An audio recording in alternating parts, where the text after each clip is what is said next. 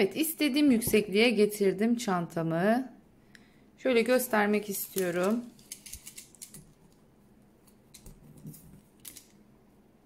Yaklaşık 25 santim yüksekliğine kadar ördüm. Hatta size bu böyleyken genişliğini de göstereyim.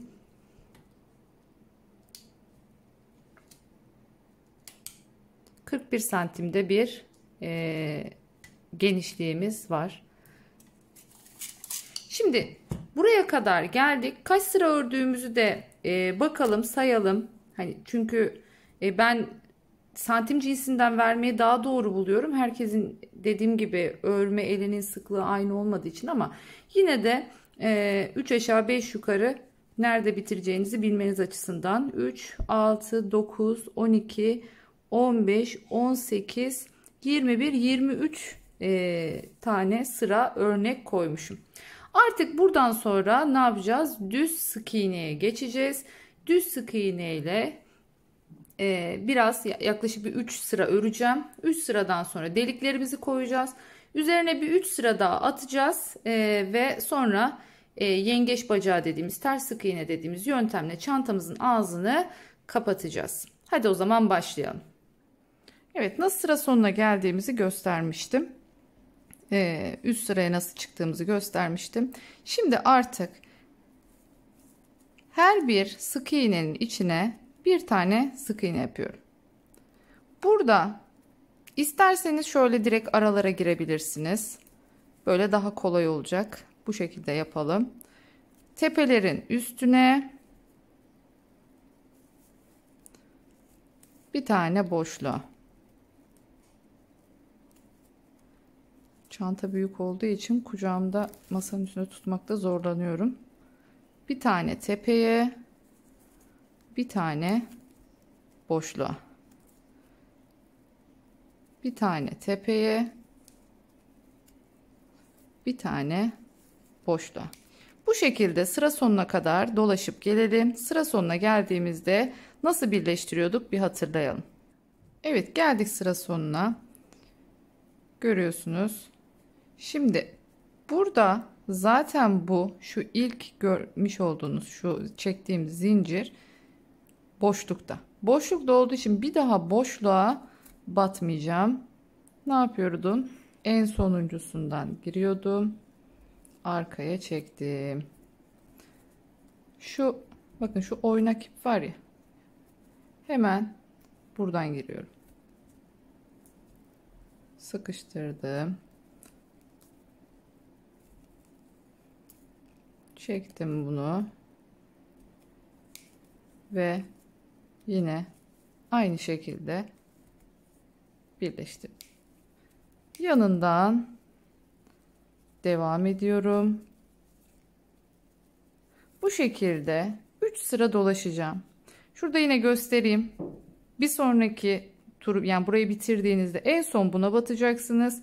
Sonra buraya yine aynı şekilde arkadan girerek ipinizi çekip şuradaki şu devam görüntüsünü elde etmemiz gerekiyor. 3 sıra yapalım. 3 sıra sonunda artık deliklerimizi koymaya başlayacağız. Evet, sonuna geldim. Tekrar beraber geçelim bir üst sıraya.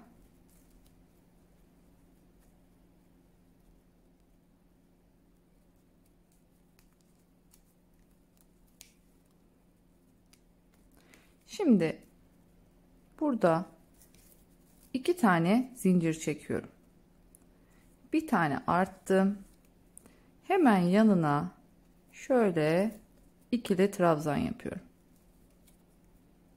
1 2 zincir çektim. 2 sıra atlıyorum. 1 2. Geldim buraya. İkili trabzan.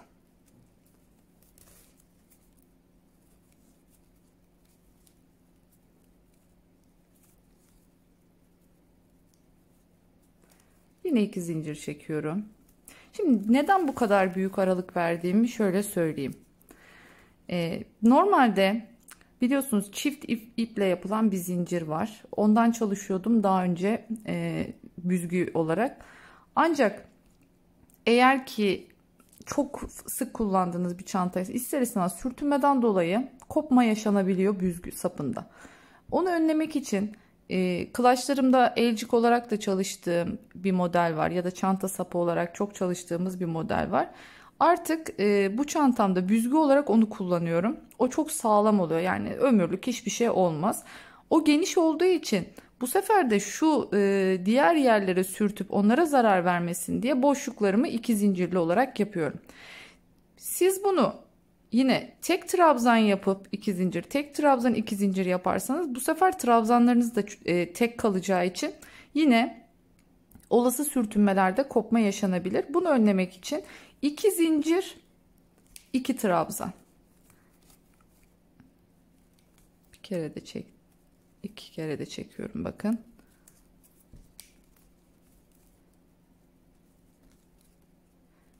İki tane ikili trabzan yaptım. 2 zincir çekiyorum. 2 boşluk bırakıyorum ve hemen yanındakine geçiyorum. Bu şekilde sıra sonuna kadar gelelim. Yine nasıl birleştiriyoruz göstereceğim. Geldik sona. Burada tam olarak denk gelmedi ama hiç önemli değil. Yana denk geliyor zaten. Çıkarttım. Buradan girdim. Yine her zamanki gibi üst sıraya çıkacağım.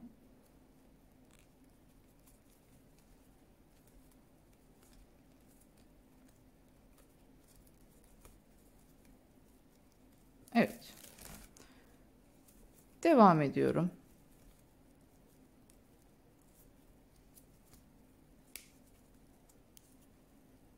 Bu sefer boşluklara 2 zincir çektiğim için her boşluğun içine 2 tane sık iğne, yine 2 tane tepe noktam var. Trabzanların üzerine aynı şekilde 2 sık iğnemi yapıyorum. Artık bu şekilde alttaki gibi 3 sıra daha öreceğim ve ters sık iğne de tekrar anlatmaya devam edeceğim. Bitirdik çantamızı. Şimdi ağzına geçiyoruz artık. Ters sık iğne yöntemini kullanacağız demiştik. Ne yapıyorduk? Bir boşluk bırakıyorduk, diğerine uzatıyorum ipimi. Unutmayın bunu. Şöyle girdim. Çıkartıyorum ve çektim. Uzatıyorum. Bir tane atladım. Çektim. Uzattım, bir atladım ve çektim. Bu şekilde bu yöntemle sıra sonuna kadar gelelim. Yine iğne ile ağzını nasıl kapatacağız? Eklem yeri belli olmadan nasıl tamamlayacağız? Onu göstereceğim ve çantamızın örme aşaması burada bitmiş olacak. Burada şunu da söylemek istiyorum. Astarlamadan tavsiyem takmayın büzgülerini falan, saplarını. Önce içinin bir astar çalışmasını yapın. Önceden hazırlayabilirsiniz ama takma aşamasını astardan sonra yapın. Büzgüden sonra içini dikmek daha zor oluyor. Bu şekildeyken hazır ağzı açıkken astarı dikmek çok daha kolay. Şunu unutmayalım. Şu büzgü takacağımız yerler astarın üstünde kalacak. Yani astarı şöyle şuralardan bir yerden dikebilirsiniz. Ya da bu aradan ya da bu aradan astarınızı tutturabilirsiniz. Bitirelim, gelelim ağzını toparlayalım. Geldik bitiş yerine. En son başladığımız başlangıç yerine de sonuncusunu yaptım. Burada artık ipimi kesiyorum. Çıkarttım. İğneme takıyorum.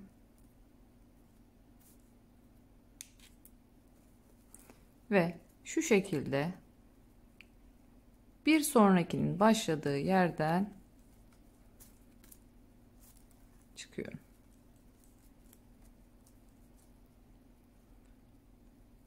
Burada hemen bir öncesinden geri alıyorum ve artık ipimi içeride gizleyebilirim. İplerimizi gizlerken yataylamasına giderseniz hem daha sıkı bir yerden geçmiş olduğunuz için çözülme olmaz, hem de daha iyi gizleyebilmiş olursunuz. Şöyle.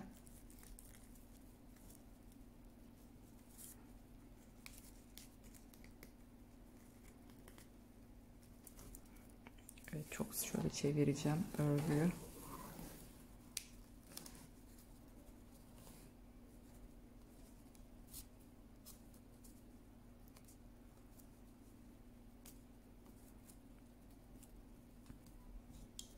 Fazlalığı kesebilirim artık. Şöyle göstereyim.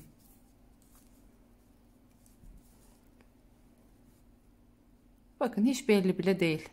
Nerede bitti, nerede başladı. Bu şekilde düzgün bir şekilde ağzını bitirebilirsiniz. Şimdi ben ütüleyeceğim. Daha sonra astar yapımına geçeceğiz. Elcik örneğim vardı, hatırlarsanız. Hemen onu tekrardan göstereceğim. Büzgüsünü yapacağız. Püsküllerini yapacağız.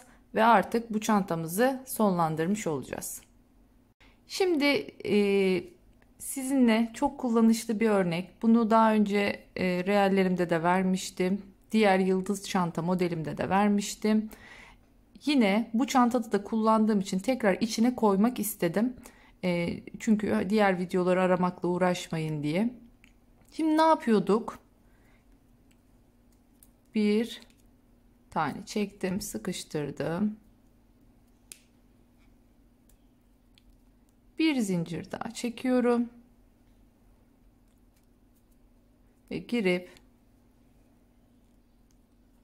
sık iğnemi yaptım. Dönüyorum. Şurada görmüş olduğunuz ilk birinciyi aldım. Sonra onun yanında şurada bir kıvrım daha var. Onu da alıyorum. Dibi olduğu için biraz zorlanıyorum. Onu da çektim. Görüyorsunuz yine ikili oldu. Ve çıkartıyorum. Dönüyorum. Şurada gördük. Artık hep bu şekilde bir ikili göreceğiz burada. Bu ikililere battım, çıktım. Biraz uzatmaya çalışın. Çünkü sonrakilere girmeniz kolay olsun.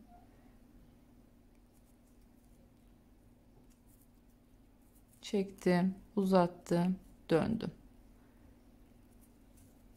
Yine girdim ikili. Bakın hep ikililere çektim. İkili çektim.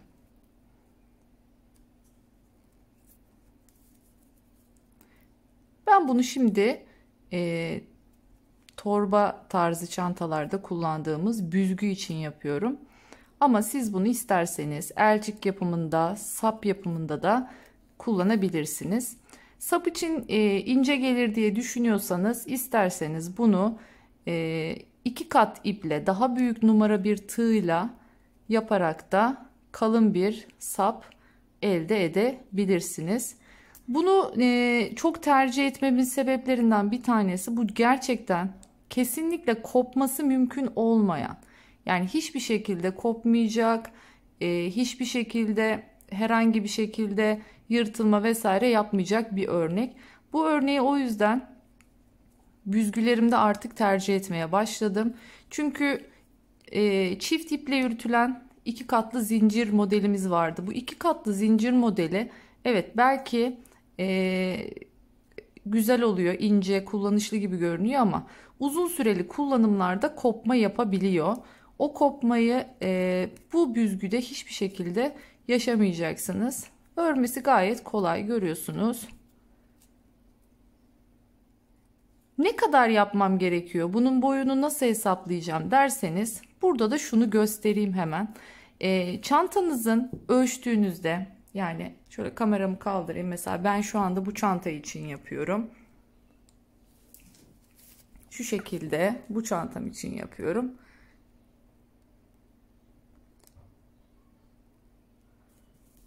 Ölçtüğüm zaman mesela bu çantamın ağzı ne kadar olmuş, bu büzgünün geçeceği yer. Şöyle bir bakalım. yaklaşık 42 santim kadar olmuş. Bu 42 santim ise 2 katı nedir? 84 santim. Yani bunu buradan geçirdiğinizde 84 santim olur. Bunun birazcık da burada bir kıstırma aparatı yapıyoruz biliyorsunuz. Onun da altına gelecek kadar hesaplarsanız, yani yaklaşık şuradan bir 5, buradan bir 5 daha koyarsak işte ortalama 94-95 santimlik bir ölçekte hazırlayacağım. Daha sonra çantaya istediğim formu verdikten sonra deliklerini belirleyip oralardan geçireceğim.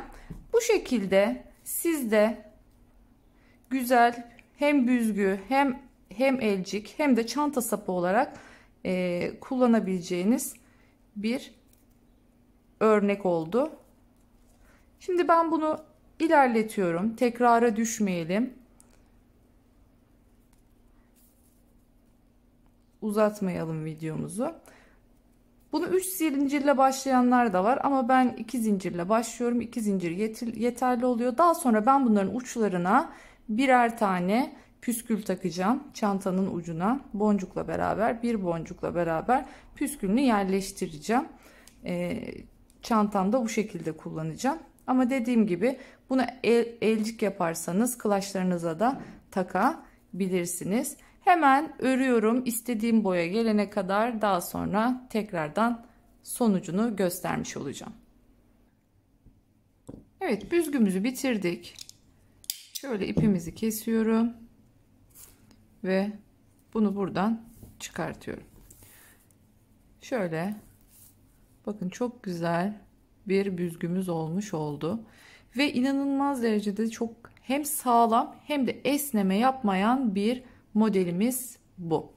Şimdi bu büzgüyü içinden geçireceğimiz bir sıkıştırma yapacağız. Sıkıştırma aparatı yapacağız. Bunun için hemen zincir çekmeye başlıyorum. Ne yapıyorduk? Tuttuk. Bir tane çektim. Sıkıştırıyorum. 2 3 4 5 6. Şimdi 6 tane zincir bizim için yeterli olacak. Yani 6 tane sık iğne genişliği. Bir tane ne yapıyordum? Yükseklik için yapıyordum. Çektim. Başlıyorum şimdi sık iğne. Normalde ne yapıyorduk? Bak bu şekilde başlıyorduk değil mi? Mesela taban yapımlarında olsun vesaire. Ama bu biliyorsunuz gözükecek bir yerde, kenarda. O zaman bu yöntemi kullanmıyorum burada. Ne yapıyorum? Örgüyü arkasına çeviriyorum. Şöyle göstereyim. Şurada sırtta şunu bir üçlü olarak düşünürseniz, 3 tane olarak düşünürseniz, tam şu sırtında bir arka ortada kısmı var. Her zincirin. Buraya batacağım. Şimdi bunun nasıl nedenini biraz sonra görmüş olacaksınız. Alt kısmı nasıl güzel duruyor. Yine arkadayım. Bakın tam ortasında, zincirin ortasında.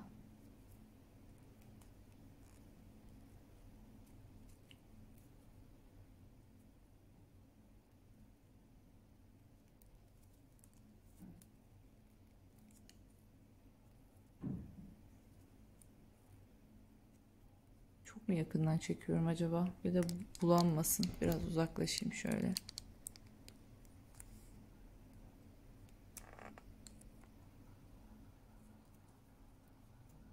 Hemen yine arka ortasından girdim. Çok basit gibi görünen ama aslında önemli püf noktaları bunlar. Arkadan girdim. Çok ince olduğu için elimde tutmakta zorlanıyorum.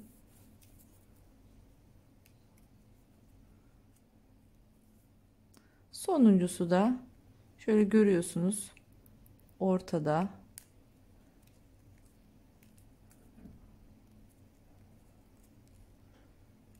Buna da son sık iğnemi yaptım. Bir tane zincir çekiyorum ve dönüyorum. Şimdi şöyle göstermek istiyorum. Altı, görüyor musunuz altının ne kadar düzgün olduğunu? Sanki hani bir ilmek kaydırma varmış gibi şu görmüş olduğunuz V ve alt sıramız gözüküyor. Bu sayede, çünkü diğer türlü ne oluyordu? Tek göz kalıyor. Ya da tek gözden tutsanız çift göz kalıyor ama burası böyle uzun uzun bir burgaşık bir hal alıyor. Ama bu şekilde görüyorsunuz, ağzı gayet son derece düzgün. Döndüm. İlk boşluktan hemen girdim. Yine sık iğnemi yapıyorum.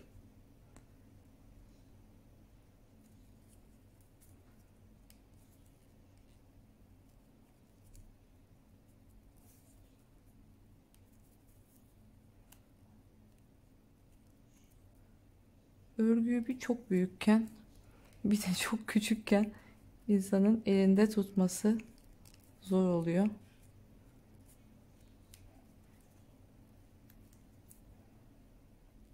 Bakın sonlarda çok hata yapılabiliyor. Yani bazen eksiltiliyor, bazen arttırılıyor.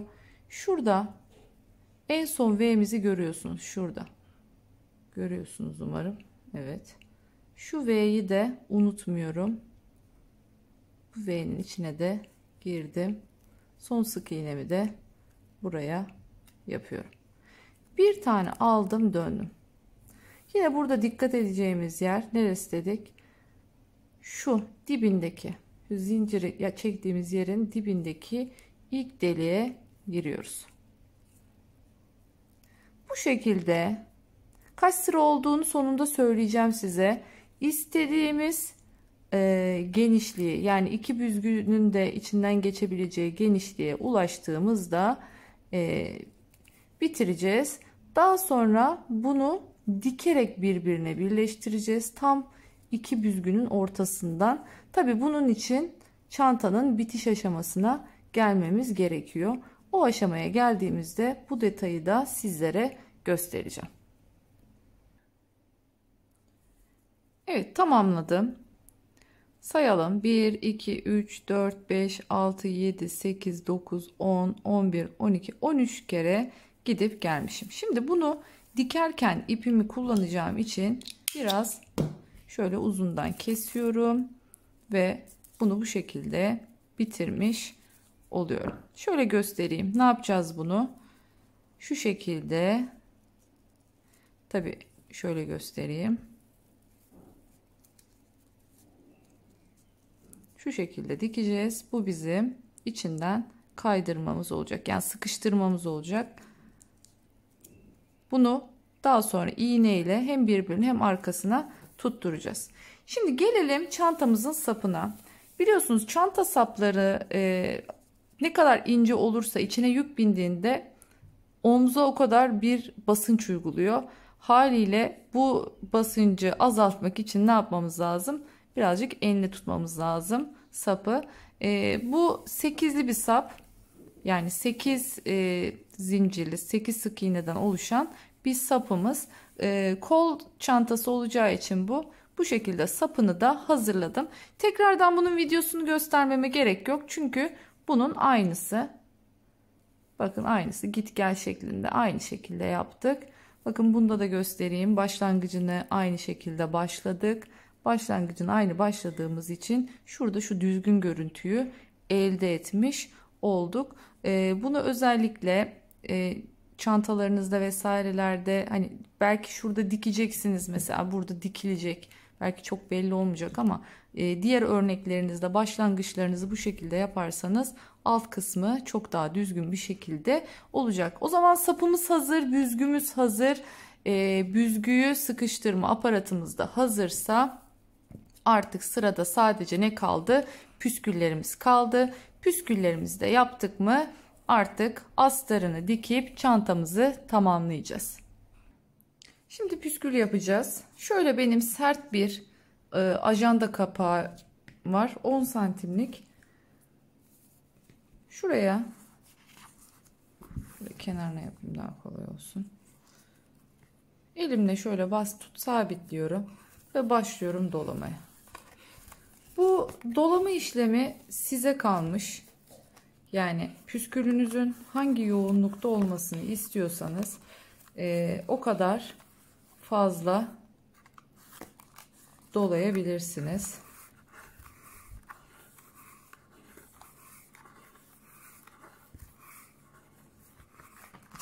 Biraz kaldırayım kamerayı.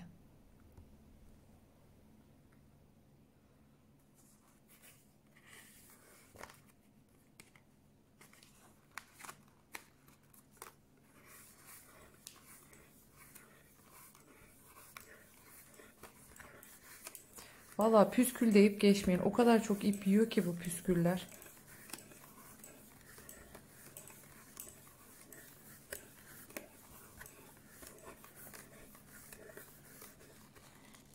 Evet, yeterli gibi görünüyor. Şöyle iki tur daha ekleyeyim. Evet. Şöyle bitirdim. İpimi ikiye katlıyorum. Bir bağlama kısmı yapacağım. Normalde ben bunu aslında şöyle direkt içinden şöyle geçirip hop kilitliyorum. Ama bu sefer o şekilde yapmayacağım. Çünkü şöyle anlatayım. Bunun ucuna takıp tekrar geri dönüp tekrar püskülün içinden ipi gizlemek istediğim için o yüzden düğümleme yöntemiyle yapacağım. İğneme geçiriyorum. 2 kat sağlam olsun diye 2 katlı yapıyorum. Şöyle en altından geçirdim.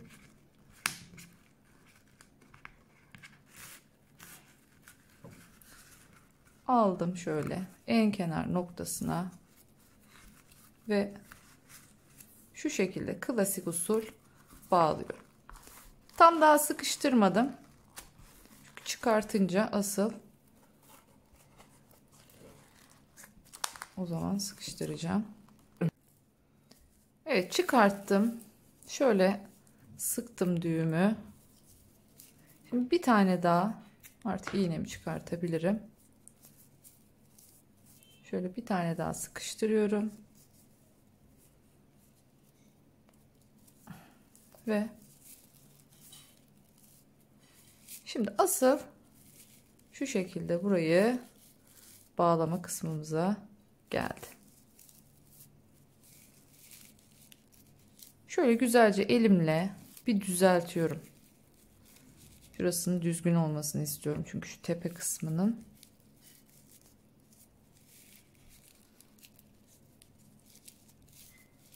Düzelttim. Hemen bir miktar ipimi alıyorum. İpi birazcık uzun bırakıyorum. Şöyle koydum.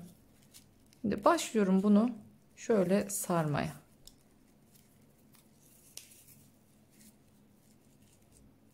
Sıralı bir şekilde sarmaya dikkat edin. Görüntü çirkin olmasın.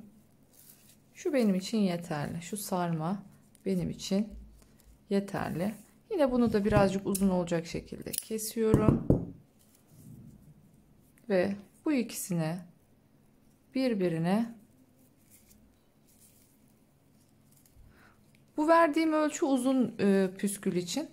Siz eğer daha küçük püsküller yapmak istiyorsanız aslında en güzel yöntemi elle. Ben size göstermek için bu arada bunu kullandım. Normalde hiç kullanmıyorum. Ben şu elimin geniş kısmını kullanıyorum. Elime sarıyorum. Hem çıkartması da kolay oluyor. Yapması da benim için daha kolay oluyor. Bir kez daha düğümlüyorum. Şimdi bunu, şu yaptığım düğümü şöyle tam orta kısma getiriyorum ve şu şekilde hazırlamış olduğum şu sıra vade altına gizliyorum.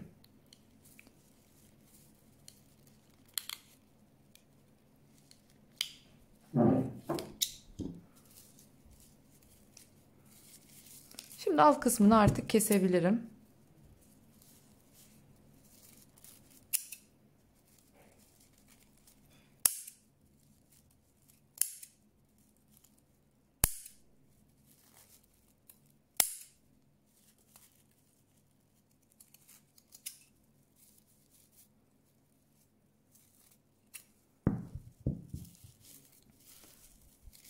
Şimdi güzelce şöyle bir elimle düzelteceğim.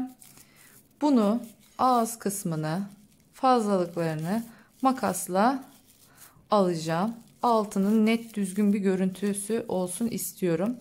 Ve mutlaka daha sonra bunu üzerine bez koyarak ütünün altında iyice düzgün olmasını sağlıyorum. Çünkü bunlar ister istemez bakın böyle dönük dönük oluyor.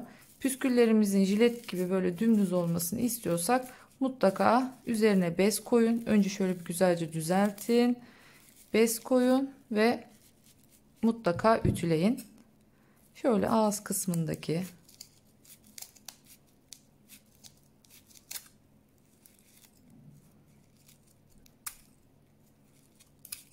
burada makasımızın keskin olması önemli.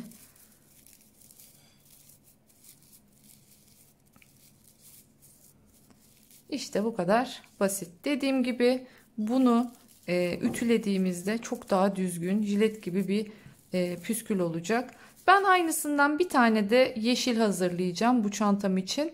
Ve dediğim gibi şu büzgülerimizin ucuna takacağız. Çok güzel oldu, çok tatlı oldu. Boyunu hemen söyleyeyim size. Bitmiş halinin püskülümüzün şöyle 9 santim. 9 santimlik bir püskülümüz olmuş oldu. Ama eğer siz ben elimde yaptım dediğim gibi, eğer bunda yapacak olsaydınız tahminim birazcık daha fazla uzun olacaktı. Yani uzun püskül yapmak istediğinizde bu şekilde kullanabilirsiniz. Ama bu boyda bir püskül için dediğim gibi şu elimin geniş kısmına sarıyorum. Burası yeterli oluyor. Evet, her şeyimizi hazırladığımıza göre artık birleştirme aşamasına geçebiliriz. Evet, finaldeyiz ve başardık. Sonunda çantamızı bitirdik. Görüyorsunuz çok şık, çok istenilen böyle tam ideal büyüklükte sapıyla harika bir kol çantası oldu. Yine dediğim gibi isterseniz sırt çantası haline de getirebilirsiniz bu güzel çantamızı. Her detayıyla çok güzel. Dediğim gibi bir tek püsküllerini ütülemesi kaldı. Püsküllerini ütülediğimde tamamen bitmiş olacak. Astarıyla, örgüsüyle, muntazamlığıyla gerçekten harika bir çanta oldu. Umarım beğenmişsinizdir. Videomdaki aksaklıkları lütfen göz ardı edin. Kusuruma bakmayın diyorum. Eğer kanalıma abone olmadıysanız mutlaka kanalıma abone olup bana destek olmanızı rica ediyorum. Aynı zamanda beğenirseniz, zil sesini de açarsanız düzenli olarak paylaştığım diğer videolardan da haberdar olabilirsiniz diyorum. Teşekkür ediyorum. Kendinize iyi bakın. Bir sonraki videoda görüşmek üzere diyorum. Hoşça kalın.